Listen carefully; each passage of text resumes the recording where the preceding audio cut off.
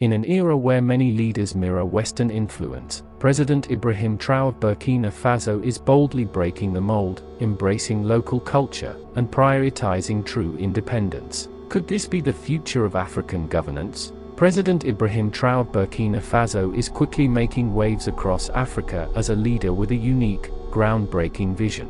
In contrast to many African heads of state who opt for Western-style tailored suits, President Traore is reshaping what it means to lead with a deep respect for his nation's cultural heritage. His commitment isn't just symbolic, it's a genuine dedication to Burkina Faso's roots, seen in his policies, attire, and leadership choices. Welcome back to My Planet Updates. As we continue, please don't forget to show us your support by subscribing to this channel. Take the recent Russia-Africa summit, where Traore made a statement simply by wearing his military uniform while other leaders dressed in formal Western suits. This deliberate choice signified his alignment with Burkina Faso's challenges and his dedication to national pride over appearances. But his vision goes beyond symbolic gestures. President Traore has introduced policies that embed Burkina Faso's identity within governance. He's mandated the traditional Faso Danani fabric, locally woven and rich in cultural significance, for all magistrates and clerks in court.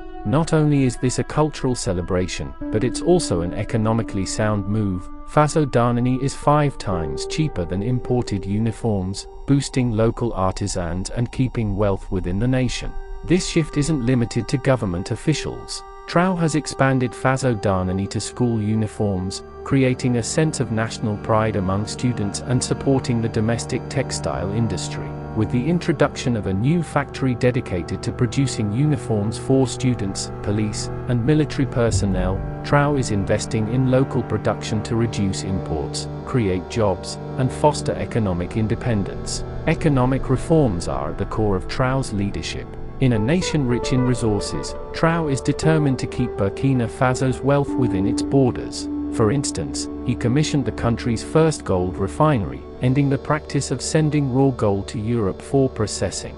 This move keeps added value and job creation at home, reinforcing Traore's push for self-reliance. He's also addressing inefficiencies in agriculture, such as tomato production, by establishing a local processing plant. This will reduce costly imports of processed goods like tomato paste, create jobs, and capture more of the agricultural value chain within Burkina Faso. Beyond production, Traore is tackling healthcare by investing in a world-class, $80 million facility with private partnerships, balancing state and private resources to provide quality healthcare and reduce dependence on foreign medical services. Please, if you're still watching and haven't subscribed, please kindly hit the subscribe button, for that is what motivates us to bring out content like this. In his quest for an economically independent Burkina Faso, Traore has introduced tax cuts for young entrepreneurs, boosting small businesses and supporting job creation from the grassroots.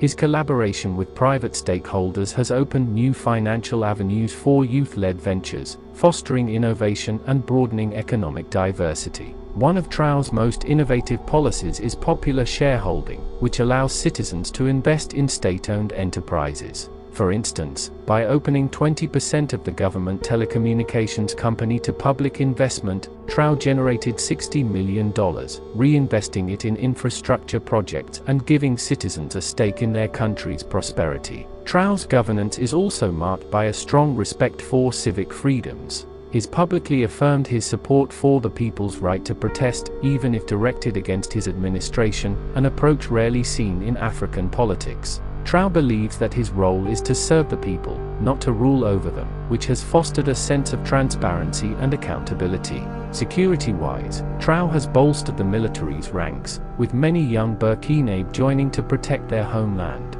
He has also partnered with Russia for defense, seeking allies who support his vision of an independent and self-reliant Burkina Faso, especially as many Western nations hesitate to fully back Burkina Faso's fight against terrorism. President Ibrahim Traore's policies, focused on cultural pride, economic independence, and civic responsibility, are crafting a new narrative for African governance. His approach to development is rooted in self-sufficiency and cultural authenticity, setting a blueprint for African nations eager to harness their own resources and reduce reliance on foreign aid.